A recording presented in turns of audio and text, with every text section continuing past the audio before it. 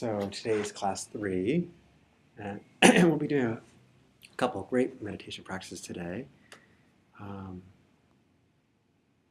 and just coming back to, so we have something for those who are watching on YouTube, I think that would be a good search. It's just doing the town you're in and meditation groups if you're looking for local places to practice in a group setting.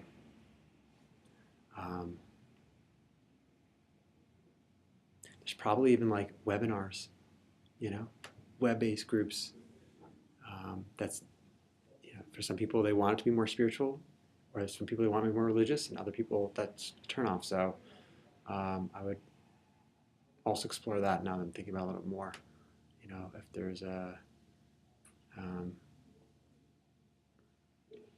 like a web-based meditation group, it might be an interesting opportunity too. Anyways, I posted also on line last week. I was interviewed by an old friend of mine. Her name is Bianca Rodriguez. She's a psychologist, and she interviewed me. We were talking about good medicine. I highly recommend you guys go online and you check out that one. It was actually a 45-minute interview, which is pretty long. But as you guys are going through your studies, I think hearing from different practitioners, their experience of how they got into the medicine, and what their approach to, or what their definition is of holistic medicine, or the type of medicine we practice, it'll help shape your own thoughts on the work you do, because people are going to ask you, so what is acupuncture, or what is it that you do? What is energy medicine, or what is holistic healing, or what is integrative medicine? I don't really refer to our medicine as alternative medicine, and I don't really refer to it as complementary, except in certain situations like cancer care. I'd rather consider myself as an adjunct therapy or complementary to traditional forms. But other than that, most primary care, I think of our medicine as the first line. I don't typically go to our medicine for urgent or emergency care. I'd recommend an urgent care center, or if it's emergency, like life-threatening, then you wouldn't go to urgent care, you'd go to emergency care. So, fortunately in this town, we have that third option. You can go see a primary care person, or you can go to emergency care, but then there's this third option of urgent care.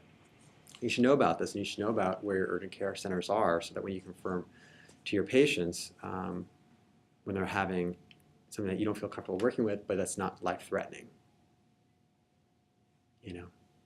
They come in like their hand all cut open. It's like, I don't think I'm supposed to be seeing you right now, But then again, like a laceration on the hand isn't necessarily life-threatening, but it is urgent. A gunshot wound could be life-threatening. Myocardial infarction, like a heart attack, could be life-threatening.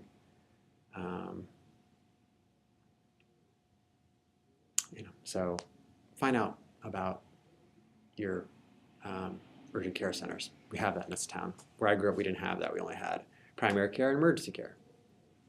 So that's a little bit on practice management. But anyways, I would recommend that you check out this video. I thought she did a really good job. She's a very good interviewer, and we definitely got into how I got to the medicine and what are my feelings on the type of work I do, and get it from other teachers here, other people you come in contact with. It'll help shape your way. I know my dad has asked me, or my family members or friends over the years, so what is that you do? And you try explaining it the first time, and it's like, ooh, that really didn't come out the way I thought, or the way I meant. But you keep practicing, And over time, you're like, oh, that actually makes more sense, or the person's eyes didn't roll back, or they didn't you can see them doze off. They weren't following you, when I said this. So keep practicing with that. I make that recommendation. Any other questions about practicing at home versus about your experience practicing in class? Any other thoughts on that? Not so much. Any questions about the 10 paramitas or the 5 kleshas or the yin chi cycle, meditating on the yin chi cycle? If you ever do, we can bring it up. Today I want to first expose you then to what we call the 3. In fact, actually, I talked about this in this video with this video interview this week. It's called the 3 treasures of meditation.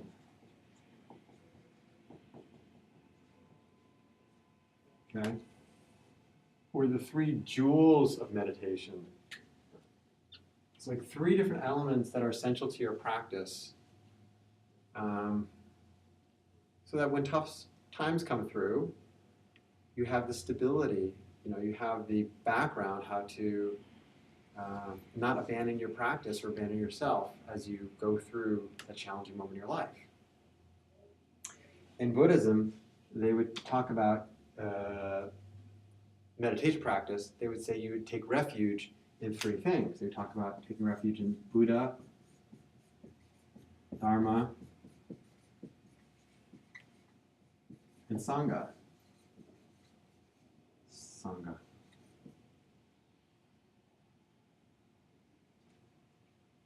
Anyways, Sangha. Don't know. Anyways, something close to that. Buddha is supposed to represent something in your life that's inspiring. Inspiration. Something that you look up to. Same thing like when you're going through this Chinese medical program, it's over 3,000 hours to get your master's level. It's great to have an inspiring mentor, like one of your teachers in the clinic or one of your teachers from one of your classes. I remember I took a lot of classes with Dr. Chi Zhong. He taught me herbalism and herbal medicine and formulas.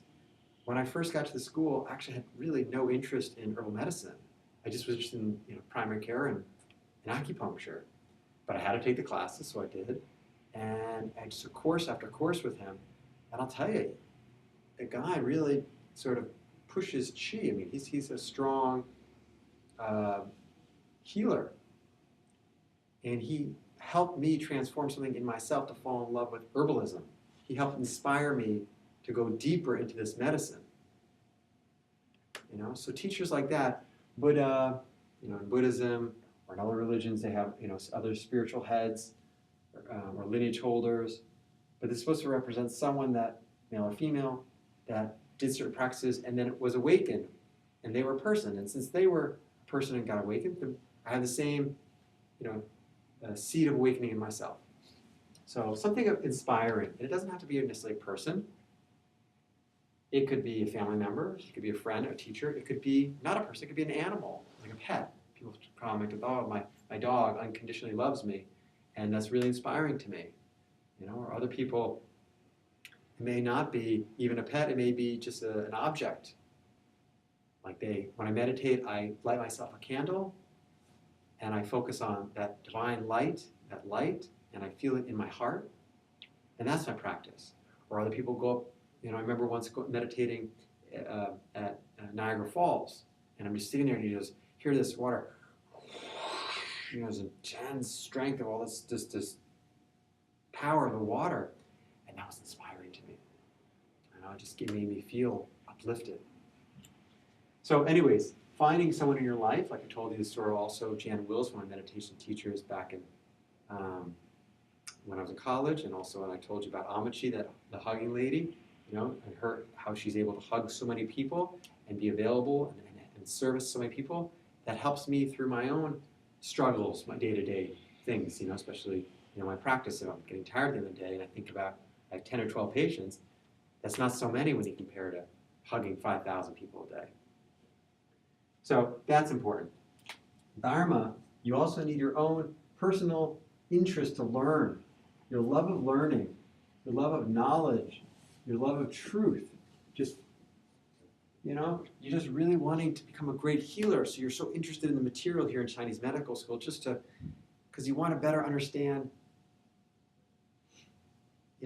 healthcare. You just have a desire to help people. I once came in, my own practice that, I feel like many years back, those of us who are interested in becoming a healer and healthcare provider, like we almost had like a psychic contract that you kind of signed saying, I'm going to keep coming back to be of service to people, to help people. And then you just continue being a caregiver, And just because you're, by profession, a health caregiver doesn't mean you're someone who really desires to help people. And just because perhaps you're not an MD or a medical provider, you can be a car mechanic and you may be a great healer. So the vocation or your profession doesn't define whether you're a healer or not. That's just a label. But inside yourself, if your desire to be of service to people, help people in their healthcare, that's your own dharma, your way, your path, your interest to learn the truth. Yeah. And sangha, so in the idea of meditation, you have desire to go beyond your suffering, to go beyond the mind, your own personal desire to open your heart. Sangha would be a group, some type of support system. That's why there's the value to meditating in a group. Because sometimes you're like, I just don't feel like practicing today. There's yoga practitioners, they have a great practice at home, but sometimes they just don't want to practice, But if they have their regular thing, guess what, 7 a.m., Monday, Wednesday, Friday, I practice with this group, my yoga, even on the days I don't really feel up to it, the group's going to pick me up. I'm going to go because I have a group to go with. Same thing here. 3,000 hours in this program. It's long. If it was an online course, I don't know how many of us would really do 3,000 hours of it. But literally, you go Tuesdays from 9 to noon, and Thursday your class is from 1 to 5. That's time everyone comes into the class and works together towards this common goal. That's a sangha, a group.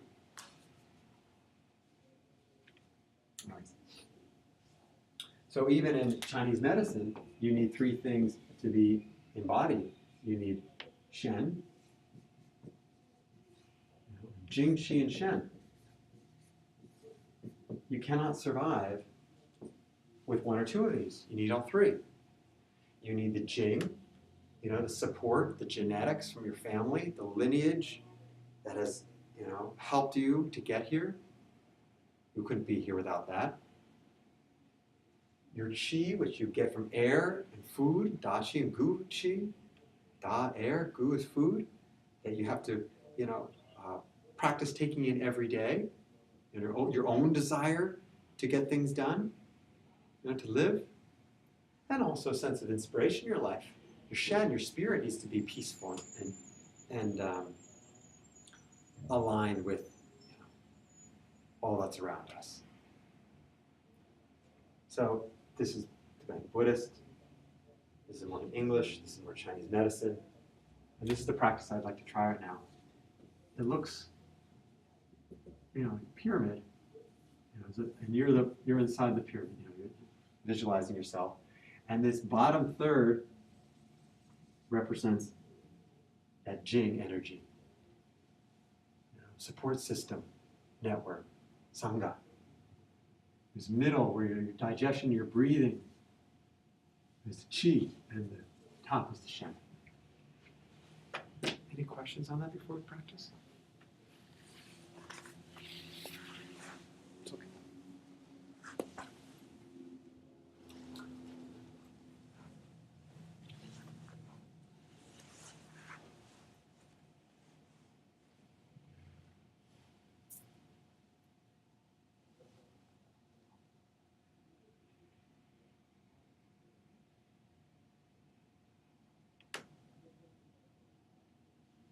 So bring yourself to a comfortable seated posture.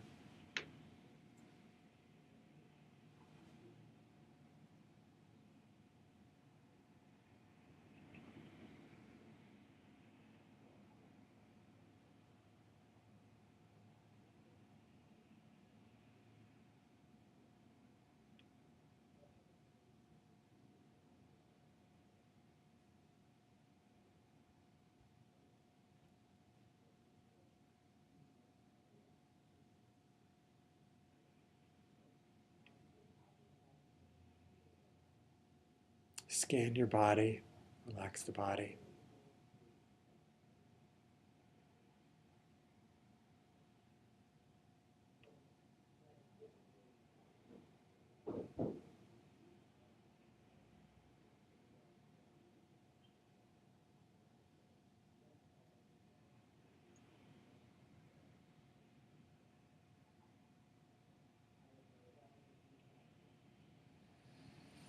Find your way to your breath. Slowly inhale, slowly exhale.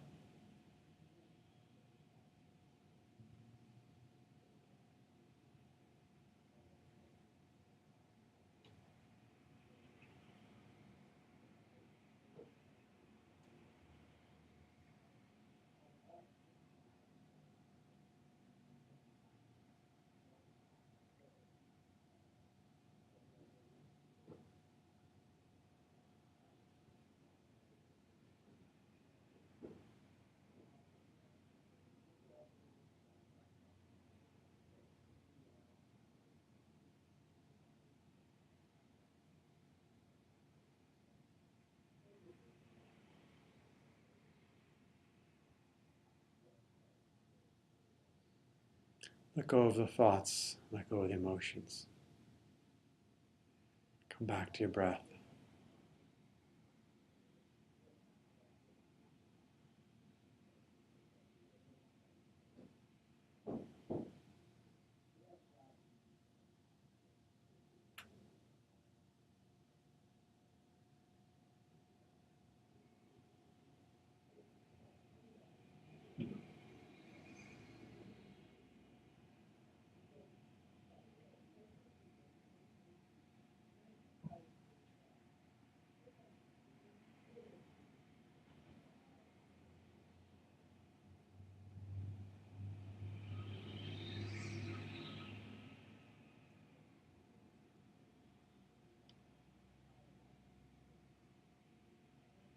Soften your face, soften the jaw.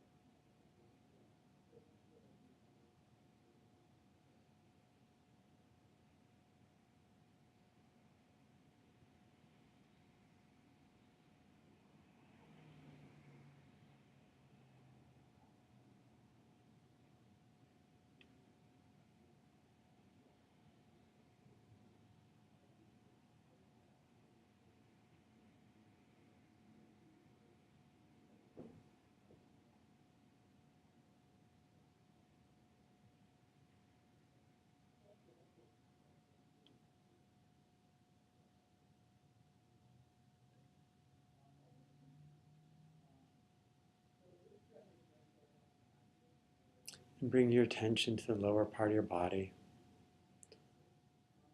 You can visualize your hips, your knees, like a triangle formed by your hips and two knees.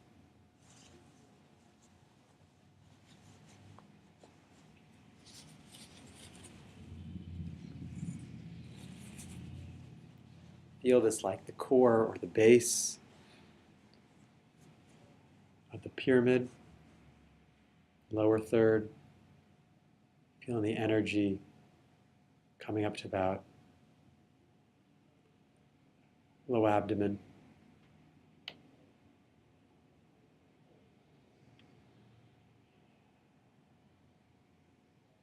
And feeling this segment of the body, this concept of community, support, genetics, your ancestors, this idea of Jing, your essence.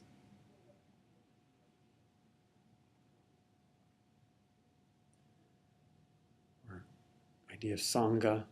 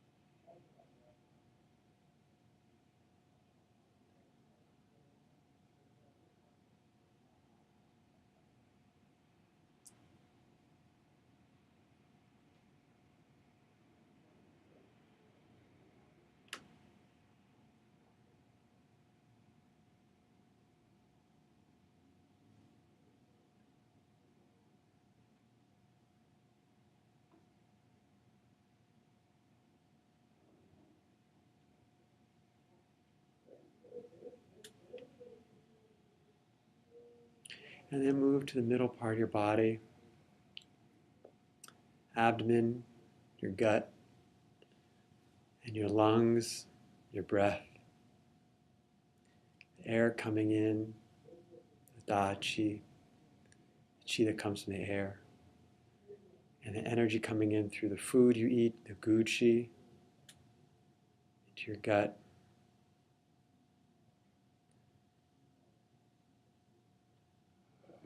So your cultivation of Qi, the Dharma, your path, the way,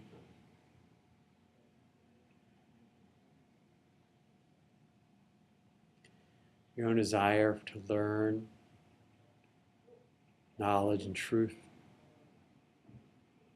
separate from your lineage, family, just your own personal light.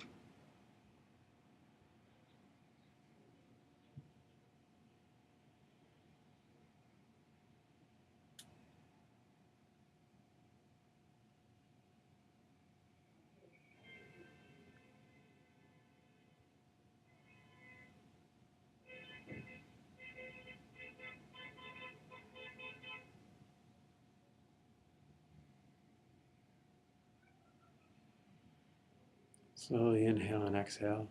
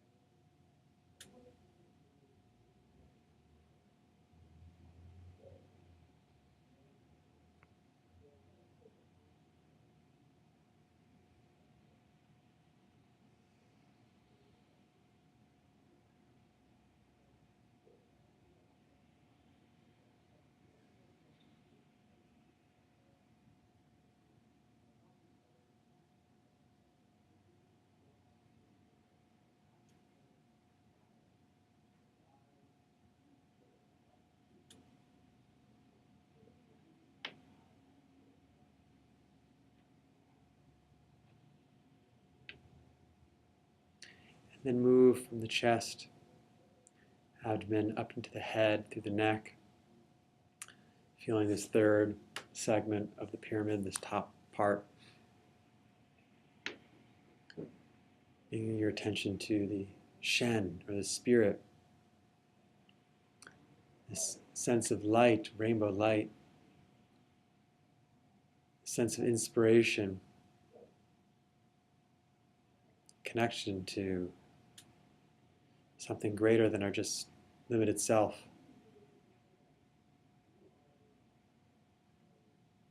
connections to all beings, this idea of Buddha or awakened one.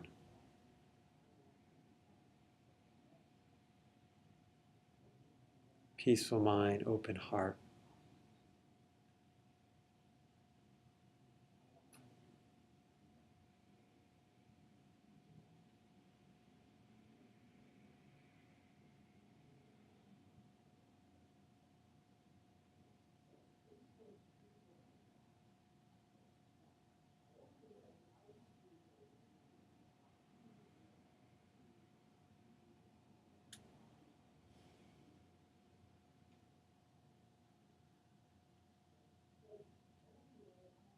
Just a few more moments, being in stillness.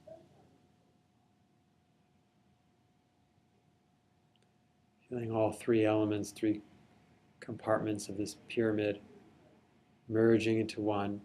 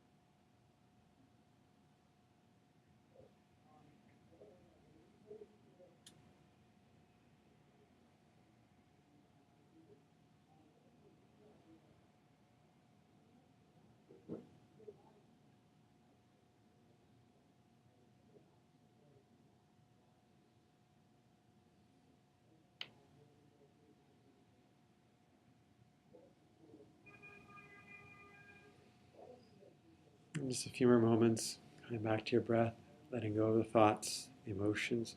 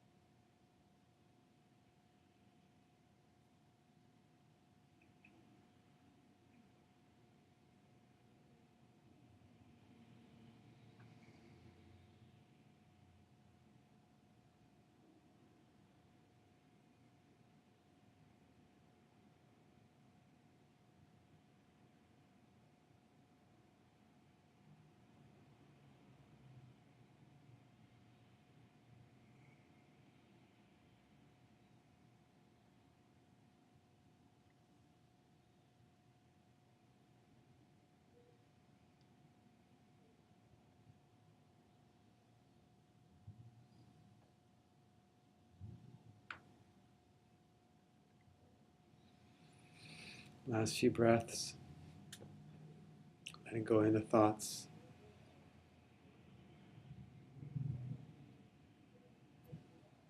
No judgment if thoughts come through, emotions come through. Just when you observe them,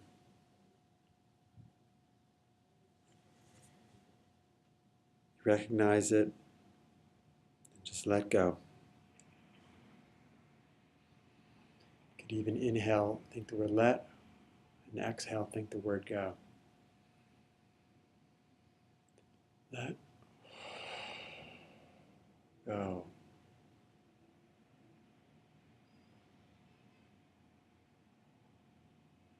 Let go.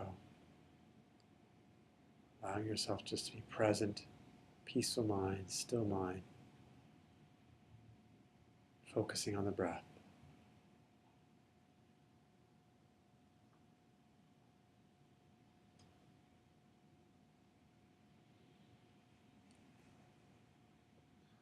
Just a few more moments.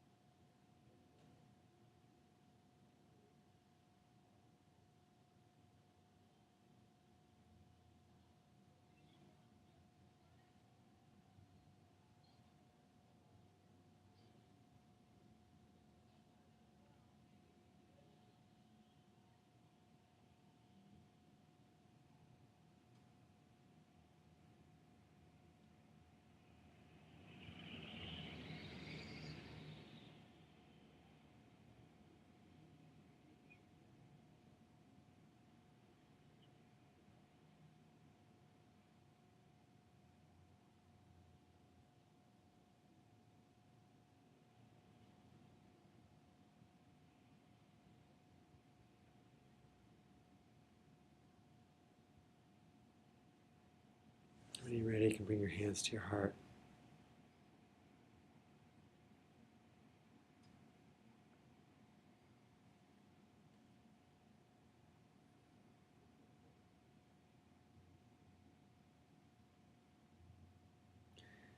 May all the good merits of this practice be offered to the liberation of all beings from suffering.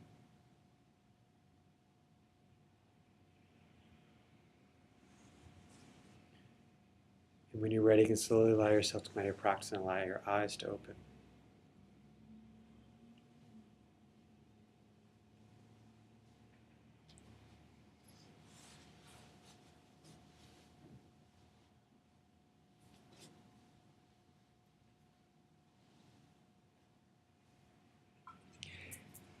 Any interpretations or anything anyone wants to share from this experience of these three different treasures of practice?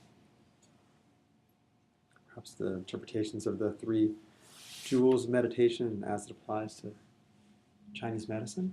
Any thoughts? For me, it was a little bit difficult to visualize. Was your mind visualizing other things? No, like I was listening Mm-hmm. and trying to imagine, but like I was just listening to you without, like I was trying to imagine, but It's tricky. it was a bit tricky. That happens. Yeah, and that's a good observation, without any judgment. Was it tricky, all three of them? All three jiaos, or all three? No, I think the first two, like First. Sangha. This can be a good practice also to focus on just one of them, Mm.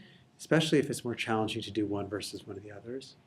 If you have patients that are coming with a lot of kidney weakness, just to focus on the lower jiao, or the kidneys, the lower part of the body, and maybe do a little education on what it means to be around supportive people in a supportive community. Sometimes people have weakness in the kidneys, not uncommon, because they feel everything's they have to do themselves, so they're burnt out, really, really run down, and they might have some benefit to pause and to reevaluate the micromanaging that they're doing, and perhaps to practice working in a group setting, have like a team working together,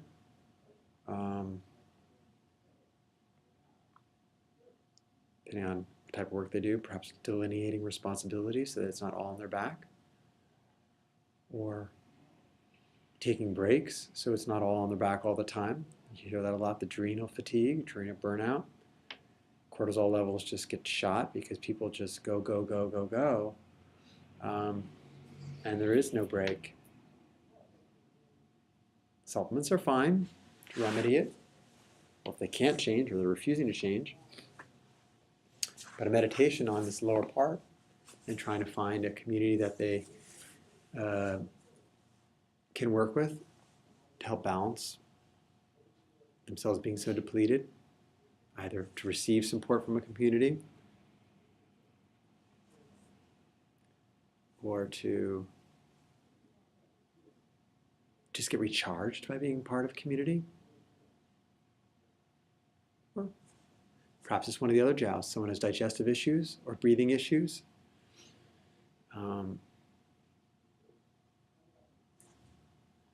Get in the conversation with them about healthy diet, nutrition. And it doesn't need to be covered necessarily in one visit. It could be a cornerstone of every visit that you work with them on for weeks, months, seasons, years. And they keep coming to you with questions about it, and you keep give them ideas of what they can do with their diet and nutrition. From a spleen's perspective, you'll certainly have that a lot. People have weakness in the spleen. It's good to communicate to them the importance of eating foods that are grown in the earth, like root vegetables, or foods that are grown close to the earth, like things that sprout out of the earth, like greens, broccoli, chard, spinach, kale, bok choy, broccoli, cauliflower. Saw a great artichoke recently. Cooking them, especially if someone's gut's a little weak, talking about slow cooking, stewing, soups. Chinese culinary arts, there's a lot of kanjis, stewed like rice and veggies, or porridge, or even in Indian food, you see a lot of like lentils, dals, basically, stewed veggies and dal. That's major. Breakfast is number one. Chinese medicine for a weakened spleen. Moderate lunch and light dinner. Get them interested in thin soups. Get them interested in yellow or orange foods. I guess corn and bananas, which are sweet, and also corn can be hard to digest, but they are yellow. Chinese medicine says yellow foods, orange foods would be good for the gut, cooked. Again, lentils comes up. Pumpkin, squash, peppers of that color, bell peppers. Turmeric, that's kind of cool because it's kind of orange, and it's a root, 2 for 1. Also root vegetables, root things, garlic, onion, shallots. Those are grown in the earth. Careful with dairy, careful with sugar, careful with alcohol, careful with the microwave. We don't use the microwave, except to store stuff in. We have a rice pot that we store in the microwave just as a storage, but we use it as a timer. We don't cook in it. I think it does denature the food. Raw food is great, but if someone's got a weakened gut, though the food may be very, nutrient dense, may be too difficult to break down. So the person has bloating, diarrhea, from eating too much raw food. Better is cooked food, slow cooked food. Yeah, maybe not so nutrient dense because it's been already cooked, but then again, it's already been partially digested because it's been cooked. So it's easier for someone who's got a weakened gut to eat. And a lot of nutrients are still there, especially if you cook it in like a soup or stew, it's still all in there. It's just kind of mixed in. Alcohol, coffee does a number on the adrenals. Coffee is diuretic as well, can deplete the adrenals. Waffles for your spleen. That's some of the major ones. Light dinner, simple tea and soup. Careful to refine grains. So you can talk to them about that. Or breathing. Give them breathing exercises. Qigong exercises. To help them breathe. Help them with their lung conditions, their skin issues, their issues of letting go, their issues of grief. Teach them breathing exercises. Pranayama, alternate nostril breathing, could be an option if you're interested in yoga practices. Or just getting them interested in something to kind of pump their lungs, some type of physical exercise. Say 30, 60 minutes daily. So that would be the middle job, the middle. The upper one, spiritual practice, helping to open this, to heal the Shen. Meditation practice, doing things to still the mind so that your mind doesn't have so much chatter and you get to be more receptive to what the universe has in plan for us all. Helps open our heart when the mind is quiet. Get better perspective. You get a chance to look at the whole forest, not just the individual tree. So meditation practice can be helpful for that. We talked about last week, 4 different practices. Movement practices, Raja Yoga, or Karma Yoga doing selfless service, Bhakti Yoga doing devotional work, or Jnana Yoga studying it. All those can be things to help with the Shen. Acupuncture helps with the Shen. You'll see this a lot. People say, how does it work? Neurologically. Some people, it's not even intellectually that they aren't getting what you're saying. But neurologically, or on the spirit level, there's something unsettled. And the acupuncture can help with that, as well as the herbal medicines. So you could recommend this to your patients, either one of these 3 if they're having an issue, one of them, or a combination or all 3. Any other questions before we go on break?